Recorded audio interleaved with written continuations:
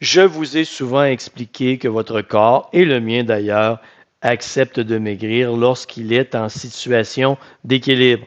Dans cette situation d'équilibre, il prend le gras stocké dans vos cellules adipeuses, le diffuse dans votre corps, les cellules prennent ces lipides pour produire de l'énergie et il y a moins d'énergie, donc les calories, protéines, lipides et glucides que vous consommez, il y en a beaucoup moins aussi qui s'en vont vers cette zone de stockage qui sont vos cellules adipeuses. Quand je parle d'équilibre, ça veut dire que votre corps réagit à ce que vous pensez, pas ce que vous verbalisez. Vous pouvez dire, moi, je veux perdre du poids. Votre corps en a rien à foutre de ce que vous désirez. Votre corps va réagir à ce qui se passe dans votre milieu mental, les pensées que vous entretenez, votre état émotionnel, votre état d'esprit. Donc, si vous êtes constamment sous situation de stress, si vous êtes chamboulé émotionnellement, si vous ne dormez pas, vous êtes épuisé, votre corps en aura rien à foutre que vous vouliez maigrir. Lui, qu'est-ce qu'il va faire? Il va tenter de survivre. Il va mettre en place tous les mécanismes d'adaptation pour faire en sorte que votre corps puisse passer à travers ces moments plus difficiles.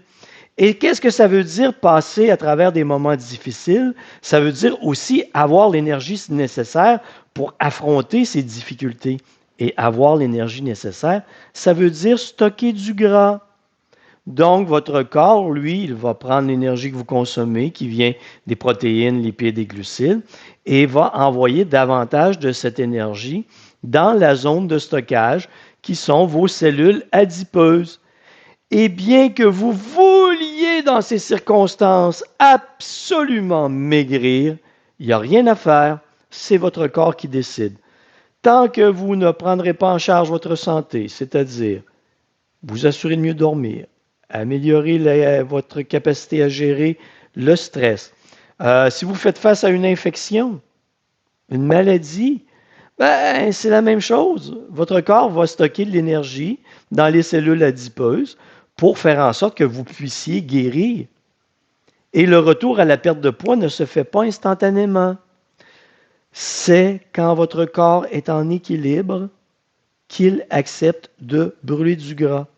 Et la partie sur laquelle vous avez le contrôle, c'est de travailler sur l'amélioration de la qualité de votre sommeil, sur votre capacité à gérer le stress.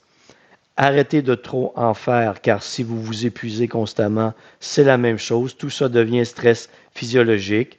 Et en situation de stress physiologique ou psychologique ou émotionnel, ben, votre corps stocke du gras.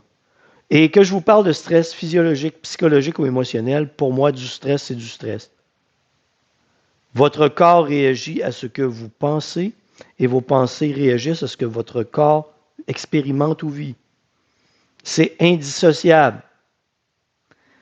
Alors, même si vous voulez maigrir, tant que votre corps, vous ne l'avez pas placé dans des conditions d'équilibre, s'il affronte du stress, s'il affronte des demandes trop exagérées, il va stopper la perte de poids.